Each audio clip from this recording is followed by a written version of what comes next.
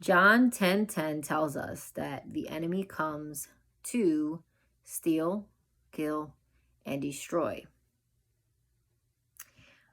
God says, I have come that they may have life and have it to the fullest. So if you feel that things aren't going your way, things have been difficult, there's been a lot of obstacles and challenges, that's because the enemy is doing everything he can to try to stop you from pursuing whatever it is that God wants you to pursue. Now, we may have our own will, but our will needs to line up with what God wants. And what also happens is we become so afraid in we can become so afraid in the failure, the what ifs, the unknown. But God tells us otherwise. He tells us that he knows our innermost parts. He knew us before he formed us, which is truly incredible.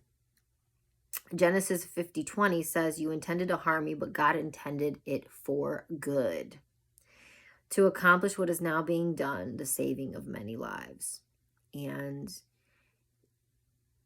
that is something that we should hold fast to every single day in everything that we do. Don't let the devil stop you from what God is calling you to do. And don't stop pursuing it. I reached a point where I got sick. Well, before I got sick, I got injured. And I was doing good. I was feeling great. I was working out. Training was going good.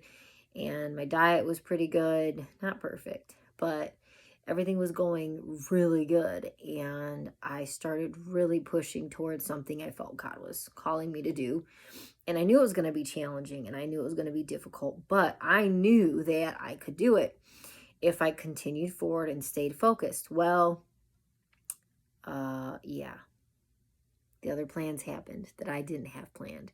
But even though I got injured and then I got sick, then that injury got even worse. And it was so incredibly painful. I mean, it was so painful. I never thought that I would feel that.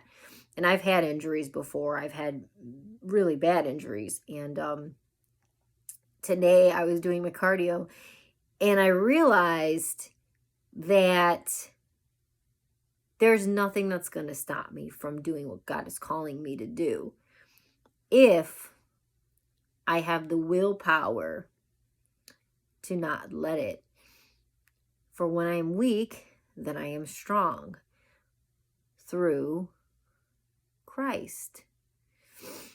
And it hit me so hard.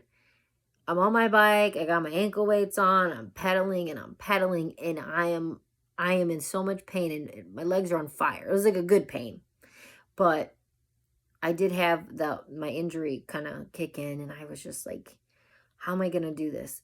And in that moment, I was just like, no. I'm going to do this no matter what. And I'm not going to let the enemy win. And that's not easy to do. It's so much easier to just give up, to just let the enemy win. You know what? Why waste my time? Why keep trying? It's not worth it. And Ephesians 4:27 says exactly that. Do not give the devil a foothold. Do not give in to him. Do not let him beat you up so bad that you give up on whatever it is that God's calling you to do. It might be a super simple task, but it might also be something extremely difficult. Don't give up. I'm not giving up. And today was just that aha moment where God's like, are you going to keep just not trying or whining about it, or are you actually going to do it? Because I need you to do that for me. I'm like, all right, I'm going to do it. And you know what? If I fail, I get hurt, something gets worse, I'm going to get right back up. Every single time. I have done that over and over, year after year, through injuries, through difficult life circumstances. Life doesn't stop. It doesn't. You have to continue to grin and bear it. And that is when we truly become strong. Again, for when I am weak, then I am strong.